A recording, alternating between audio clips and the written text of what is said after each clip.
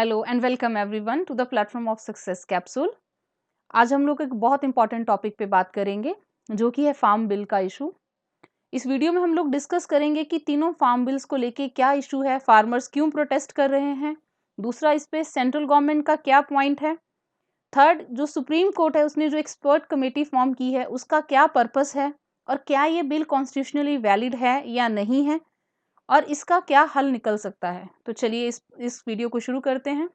सबसे पहले ये बात करते हैं कि इशू है क्या। तो आप सब लोग जान ही रहे होंगे कि नवंबर 2020 से थाउजेंड्स ऑफ फार्मर्स जो हैं पंजाब हरियाणा के बॉर्डर्स पे डिफरेंट बॉर्डर्स पे आके बैठे हुए हैं और उनकी डिमांड ये है कि जो 3 फार्म बिल जो गवर्नमेंट ने पास किए हैं उनको रद्द किया जाए, उनको रिपील किया जाए और जो एमएसपी है, जो मिनिमम सपोर्ट प्राइस है, उसकी एक लीगल गारंटी दी जाए। अभी तक सेंटर और फार्म यूनियंस के बीच में 8 राउंड ऑफ टॉक हो चुका है। लास्ट जो है जनवरी 8 को हुआ है, लेकिन उसमें कोई भी हल नहीं निकला है। सेंटर का पॉइंट ये है कि वो इन तीनों लॉज को रिपील नहीं करना चाहते। उनका ये कहना है कि कुछ अमेंडमेंट्स कर देंगे लेकिन रिपील नहीं करेंगे। और फार्मर्स का ये कहना है कि वो आगे और टॉक्स करने के लिए गवर्नमेंट के साथ तैयार हैं, अगर गवर्नमेंट उन्हें बुलाती है तो सबसे पहले हम लोग एक क्विक रिव्यू लेते हैं कि तीनों बिल एक्चुअल में है क्या। इसमें हम लोग सिर्फ एक छोटा सा व्यू लेंगे कि बिल में कंटेंशियस पॉइंट था क्या। तो आप स्क्रीन पे देख सकते हैं, जो पहला बिल है वो है farmers produce trade and commerce promotion and facilitation bill, जो कि एग्री मार्केट का बिल है। इस बिल में गवर्नमेंट का ये कहना है कि जो फार्मर्स हैं या ट्रेडर्स हैं उनको फ्रीडम है अपना जो प्रोड्यूस है उसको मंडी के बाहर भी बेचने का। जो एपीएमसीज हैं उनके बाहर भी जो फार्मर है वो बेच सकता है। और साथ ही जो इंटर स्टेट और इंट्रा स्टेट जो बैरियर हैं कि जो अगर पंजाब का किसान हरियाणा में जाके भी बेच सकता है, किसी और स्टेट में भी बेच सकता है, तो ये उन लोगों को फैसिलिटी दी गई है। और गवर्नमेंट का कहना है कि जो इलेक्ट्रॉनिक ट्रेडिंग है वो भी अलाउड है इसके अंदर। लेकिन इस पे अपोजिशन क्या है फार्मर्स को। सबसे पहले ये है कि स्टेट को जो रेवेन्यू अर्न होता है मंडी फीस से, अगर फार्मर्स जो अपनी प्रोड्यूस है मंडी के बाहर बेचेंगे तो स्टेट को रेवेन्यू नहीं होगा। दूसरा, मंडी में जो कमीशन एजेंट्स हैं जो काम करते हैं वो लोग उन लोगों का आगे फ्यूचर क्या होगा। थर्ड, अगर सब लोग बाहर बेचने लगेंगे मंडी के बाहर तो जो मिनिमम सपोर्ट प्राइस का जो सिस्टम है धीरे धीरे वो इरोड हो जाएगा। और जो इलेक्ट्रॉनिक ट्रेडिंग जो प्लेटफॉर्म है, जो नेशनल एग्रीकल्चर मार्केट जो है वो भी, उसका भी जो स्ट्रक्चर है वो भी खत्म हो जाएगा। दूसरा जो बिल है वो कॉन्ट्रैक्ट फार्मिंग पे है, the farmers empowerment and protection agreement of price assurance and farm services bill 2020। इस बिल के अंदर जो गवर्नमेंट है वो उसकी उसकी प्रोविजंस ये हैं कि जो फार्मर है वो अब एग्री बिजनेस फर्म्स के साथ, होलसेलर्स के साथ, एक्सपोर्टर्स के साथ कॉन्ट्रैक्ट कर सकता है, जिसपे कि जो कंपनी है वो पहले ही बता देगी एक प्री एग्रीड प्राइस पे जो फार्मिंग है वो होगी। और सरकार का ये कहना है कि जो मार्जिनल स्मॉल फार्मर्स हैं जिनके पास 5 हेक्टेयर से कम की ज़मीन है वो लोग भी कॉन्ट्रैक्ट फार्मिंग में आ सकते हैं। तो इससे जो फार्मर हैं उसको ज़्यादा मॉडर्न जो टेक्निक्स हैं वो भी मिलेंगी और जो फार्मर की इनकम है उसको उसमें बहुत ज़्यादा जो इज़ाफ़ा होगा। लेकिन फार्मर्स को क्या दिक्कत है इसमें? फार्मर्स का कहना है कि जो कॉन्ट्रैक्ट फार्मिंग का अरेंजमेंट है उसमें अगर कोई लास्ट जो सबसे कमज़ोर कड़ी होगी वो फार्मर ही होगा। क्योंकि अगर बड़े प्राइवेट हाउस के साथ कोई भी डिस्प्यूट होता है तो जो डिस्प्यूट जब भी उसकी सुनवाई होगी तो जो प्राइवेट हाउस कंपनी है उसी को ज़्यादा फ़ायदा होगा, वही एज पे होगा और जो फार्मर्स हैं उनकी सुनवाई नहीं होगी। इसी में जो तीसरा बिल है वो है एसेंशियल कमोडिटीज़ अमेंडमेंट बिल। इस बिल के अंदर जो एसेंशियल कमोडिटीज़ थी जिनको पहले होल्ड नहीं किया जा सकता था, स्टोर नहीं किया जा सकता था, गवर्नमेंट ने उनको उस लिस्ट से हटा दिया है। जिसमें कि सीरियल्स हैं, पल्सेस हैं, ऑयल सीड्स हैं, अनियन हैं, पोटैटो हैं। तो उनका ये कहना है कि इस प्रोविज़न से जो प्राइवेट सेक्टर है उसमें एफडीआई भी जो फॉरेन डायरेक्ट इन्वेस्टमेंट है वो भी आएगी और जो इन्वेस्टर्स हैं उनको भी जब बिज़नेस में जो गवर्नमेंट की इंटरफेरेंस कम होगी तो वो लोग ज़्यादा इंटरेस्ट दिखाएँगे। लेकिन इस पे जो फार्मर्स हैं उनका ये कहना है कि जो बड़ी कंपनी है अगर अगर उनको होर्डिंग करने दे दी जाएगी तो इसमें कल्टीवेटर को भी प्राइस बहुत कम मिलेगा और मार्केट में कल को वही चीज़ जो है वो कंज्यूमर को भी बहुत महंगी मिलेगी।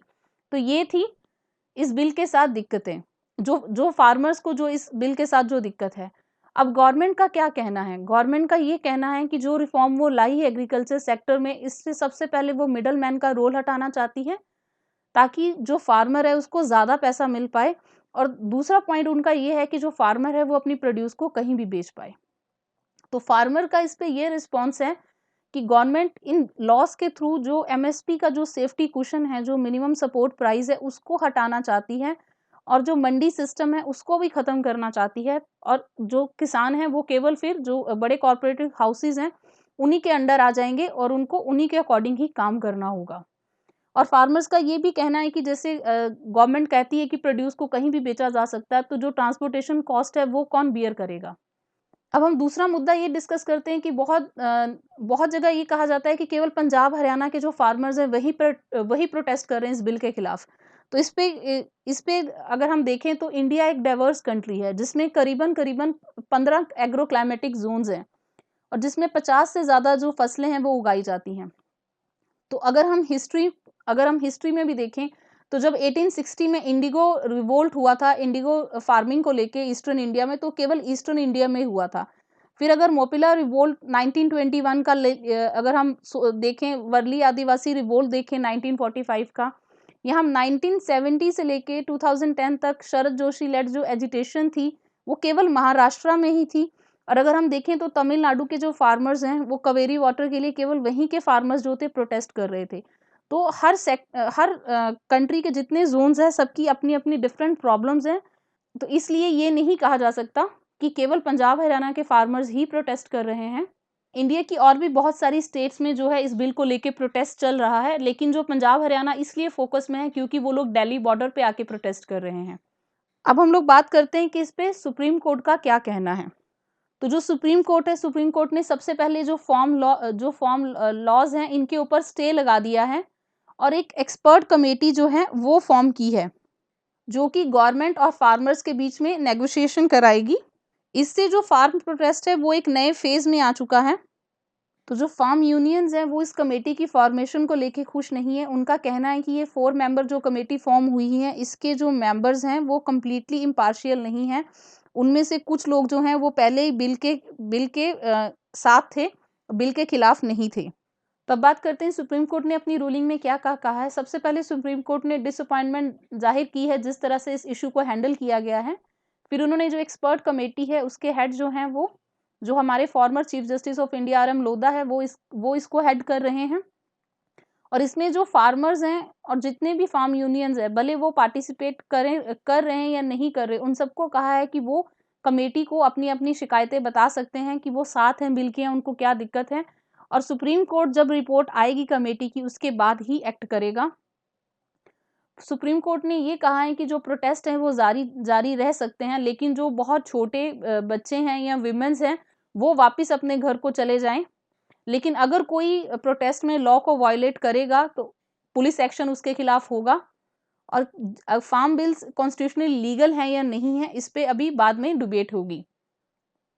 तो अब इस ऑर्डर का मीनिंग क्या निकलता है? इस ऑर्डर का मीनिंग ये है कि जो सेंटर है वो इन तीनों लॉज़ को अभी लागू नहीं कर सकता। सितंबर 2020 तक जो के पहले जो सिचुएशन थी अभी वही बनी रहेगी। जब तक सुप्रीम कोर्ट अपनी रूलिंग नहीं देगा तब तक ये तीनों लॉज़ जो हैं वो इम्प्लीमेंट नहीं हो सकते हैं। तो जो 4 मेंबर जो कमेटी बनी है उनको 2 मंथ का टाइम फ्रेम दिया गया है। 2 महीने के अंदर-अंदर वो लोग अपना जो रिपोर्ट है वो सबमिट करेंगे और 10 दिन के अंदर-अंदर वो लोग अपनी पहली मीटिंग है जो कंडक्ट करेंगे। तो जैसा मैं आपको पहले ही बता चुकी हूँ कि सुप्रीम कोर्ट का कहना है कि जितनी भी फार्मर बॉडीज़ के रिप्रेजेंटेटिव्स हैं, भले वो प्रोटेस्ट में हैं या नहीं हैं, लेकिन वो लोग अपना पॉइंट ऑफ व्यू ज़रूर दें कि वो लोग इस बिल के साथ हैं या इसको अपोज़ कर रहे हैं। तो अब सिचुएशन क्या है? सिचुएशन में सबसे बड़ी बात ये है कि जो फार्मर्स हैं वो किसी भी चीज़ के लिए मानने के लिए तैयार नहीं है। उनका कहना है कि तीनों बिल जो हैं वो रद्द होने चाहिए। तो क्या बिल कॉन्स्टिट्यूशनली वैलिड है या नहीं है, अभी तक क्लियर नहीं है। और सुप्रीम कोर्ट का ये कहना है कि जब एक्सपर्ट कमेटी की रिकमेंडेशन आएगी उसके बाद ही ये चीज़ डिसाइड हो पाएगी। लेकिन जो इसमें जो सबसे क्यूरियस पार्ट है वो ये है कि अगर सुप्रीम कोर्ट कह देता है कि जो लॉ हैं वो वैलिड हैं, वो बिल्कुल सही थे, सही तरीके से बने हैं, तब भी जो एजिटेशन है वो नहीं रुकेगा, क्योंकि जो फार्मर्स हैं उनकी डिमांड ही यही है कि जो बिल हैं वो हटा दिए जाएँ। तो अब हम लोग बात करते हैं कि इस बिल में कॉन्स्टिट्यूशनल प्रोविज़न की वायलेशन कहाँ-कहाँ हुई है। तो सुप्रीम कोर्ट में अगर इसको चैलेंज किया गया है तो इसमें कोई तो ऐसी ग्राउंड्स होंगी जिसमें कोई गलती हुई होगी जो कॉन्स्टिट्यूशनली प्रोविजंस को वायलेट करती होंगी, तो हम उसी को डिस्कस करते हैं। सबसे पहला जो मुद्दा है वो ये रखा गया है कि जो कॉन्स्टिट्यूशनली ये जो बिल है इसलिए वैलिड नहीं है क्योंकि जो एग्रीकल्चर है वो एक स्टेट सब्जेक्ट है, तो उस पे जो यूनियन है वो लॉ नहीं बना सकता। इसमें मैं आपको ये बताना चाहूंगी कि जो कॉन्स्टिट्यूशन का 7 शेड्यूल है उसके अंदर 3 लिस्ट दी गई हैं, जिसमें कि जो स्टेट लिस्ट है, अगर हम स्टेट लिस्ट की बात करें तो स्टेट लिस्ट में जो एंट्री 14 है वो एग्रीकल्चर से संबंधित है, तो स्टेट के पास पूरा राइट है उस पर लॉ फ्रेम करने का। लेकिन अगर हम कॉन्करेंट लिस्ट की बात करें, कॉन्करेंट लिस्ट थर्ड लिस्ट है जिसके अंदर यूनियन और स्टेट दोनों को राइट है लॉ बनाने का। तो अगर हम कॉन्करेंट लिस्ट की बात करें तो उसकी जो एंट्री 33 है उसके अंदर सेंटर के पास भी पावर है कुछ एग्रीकल्चर के कुछ सेक्टर्स पे लॉ बनाने के लिए। और ये जो पॉइंट है इसलिए भी बहुत ज़्यादा वैलिड नहीं है क्योंकि अगर हम कॉन्स्टिट्यूशन की फर्दर बात करें तो कॉन्स्टिट्यूशन का जो आर्टिकल 248 है, जो आर्टिकल 248 है कॉन्स्टिट्यूशन का पार्ट 11 में, उसमें सेंटर के पास रेजिड्यूरी पावर्स के अंदर सेंटर के पास राइट है कि वो तीनों लिस्ट में किसी भी लिस्ट पे जो है वो लॉ बना सकता है। तो आर्टिकल 249, जो आर्टिकल 249 है उसके अंदर नेशनल इंटरेस्ट में अगर कोई चीज नेशनल हित में हो तब जो यूनियन है उसके पास पावर है लॉ बनाने की। लेकिन क्वेश्चन यहाँ पे उठता है कि ऐसी कोई इमरजेंसी ही नहीं थी तो सेंटर ने ऐसा क्यों किया। तो अब इस पे जब सुप्रीम कोर्ट की रूलिंग आएगी तब ये पॉइंट क्लियर होगा। आगे जो कॉन्स्टिट्यूशनल अगर वायलेशन की बात करें तो सबसे बड़ी जो वायलेशन है वो यहाँ पे हुई है कि जब फॉर्म बिल पास हुए तो राज्यसभा में उस पर वोटिंग नहीं हुई। तो इसमें आर्टिकल 100 आता है, सबसे सबसे अहम जो आर्टिकल जिसके ऊपर सुप्रीम कोर्ट ने ये फैसला लिया है। सुप्रीम कोर्ट इसीलिए इसमें इंटरफेयर किया है क्योंकि जो आर्टिकल 100 है उसकी वायलेशन हुई है। आर्टिकल 100 के अंदर ये है कि जो आर्टिकल 100 है वो स्पेसिफाई करता है कि राज्यसभा में जो है वो वोटिंग होनी लाजमी है, बहुत ज़रूरी है।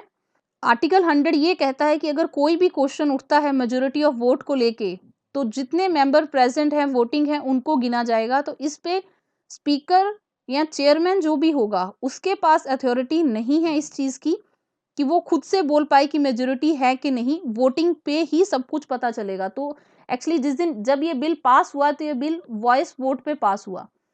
और आर्टिकल 100 ये कहता है कि जो मेजोरिटी है वो नंबर पे डिटरमिन की जाती है, सिर्फ नंबर को ही ध्यान में रखा जाएगा, वॉइस वोट जो है उसकी कोई वैल्यू नहीं है। और जो हाउस का रूल है, राज्यसभा को जो रूल है, उस रूल के अंदर ये कहा गया है कि अगर एक मेंबर भी हाथ उठा के ये कह देता है कि वोटिंग होनी चाहिए तो वोटिंग होगी। जो वॉइस वोट है उसको चेयरमैन कंडक्ट नहीं करा सकते। तो ये यहाँ सबसे बड़ी जो है वो वायलेशन की गई है पार्लियामेंट के द्वारा। अब बात करते हैं कि जो सुप्रीम कोर्ट है उसके पास क्या ऑप्शन है।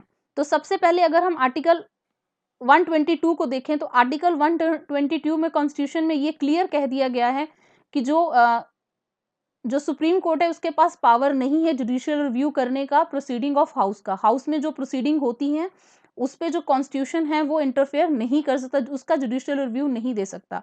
लेकिन सुप्रीम कोर्ट ने राजा राम पाल केस जो कि 2007 का केस था उसमें ये क्लियर किया था कि अगर कॉन्स्टिट्यूशनल प्रोविजंस की वायलेशन होती है तो सुप्रीम कोर्ट के पास अथॉरिटी है कि वो जुडिशियल रिव्यू कर सकता है।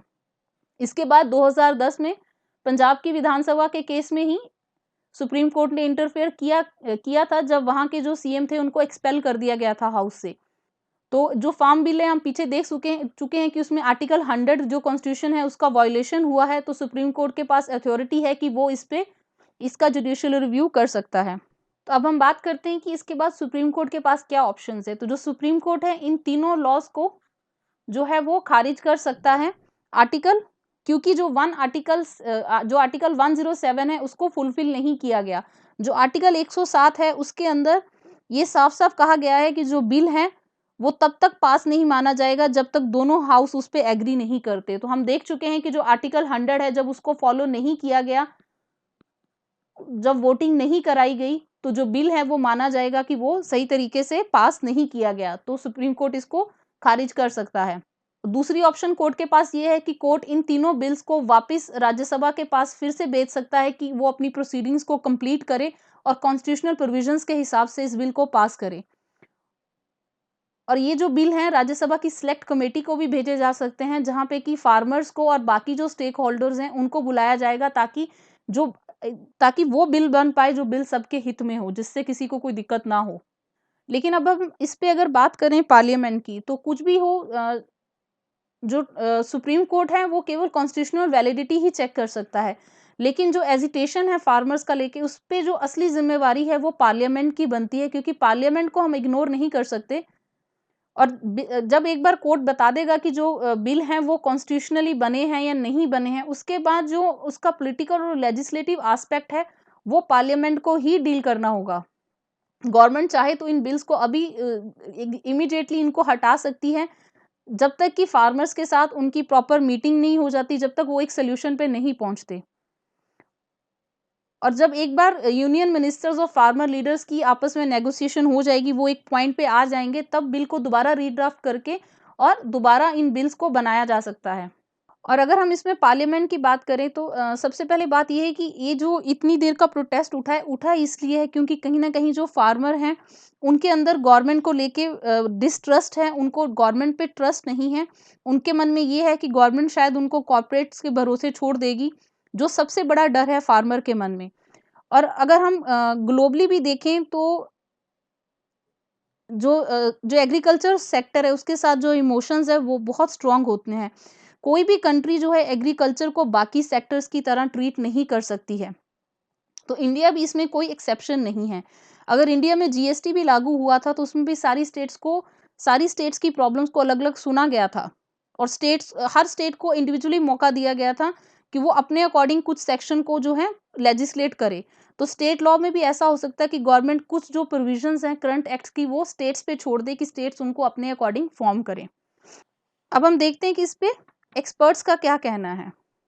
तो गवर्नमेंट के पास स्वामीनाथन कमीशन की जो रिपोर्ट है, अशोक गहलोत कमेटी की जो रिपोर्ट है, गवर्नमेंट उससे एक सिस्टमैटिक अप्रोच को लागू कर सकती है। पंजाब हरियाणा में जो पैडी की क्रॉप है, जो चावल की क्रॉप है, वो उतनी सक्सेसफुल नहीं है क्योंकि वहाँ का ग्राउंड वाटर टेबल जो है वो बहुत नीचे जा चुका है, क्योंकि जो पैडी है वो उस एरिया के लिए सूटेबल नहीं है। वहाँ ऑलरेडी पहले भी मेज़ की कल्टीवेशन होती थी, वो लोग वापस उस कल्टीवेशन पे जाना चाहते हैं क्योंकि जो मेज़ की क्रॉप है उसकी वाटर की जो डिमांड है वो बहुत कम है। तो गवर्नमेंट चाहे तो धीरे-धीरे क्रॉप डाइवर्सिफिकेशन करके पंजाब हरियाणा में जो पैडी का एरिया है उसको धीरे-धीरे रिड्यूस कर सकती है।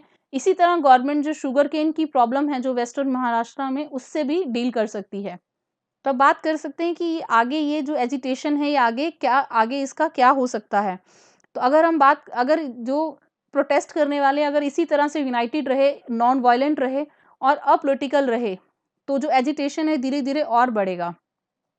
और फार्मर्स को भी चाहिए कि अब वो रीज़नेबल प्रेशर बना चुके हैं गवर्नमेंट पे, तो वो एक लॉन्ग टर्म सॉल्यूशन लेके जाएँ। लॉन्ग टर्म सॉल्यूशन में सबसे पहले डाइवर्सिफिकेशन की बात करें, वो चाहें तो सरकार को बोल सकते हैं कि उनको एक वन टाइम एक बड़ा पैकेज मिले, जिससे कि वो लोग डाइवर्सिफिकेशन की तरफ जाएँ और जो व्हीट पैडी का जो साइकिल चलता है पंजाब हरियाणा में, उसको तोड़ा जा सके, जो कि एनवायरनमेंट के लिए भी फ़ायदेमंद है और किसान के लिए भी फ़ायदेमंद है। इसी के साथ ही फार्म लॉज़ पे जो हमारी डिस्कशन थी वो ख़त्म होती है। अगर आपको वीडियो अच्छी लगी हो तो please do like, share and subscribe to our channel. Thank you.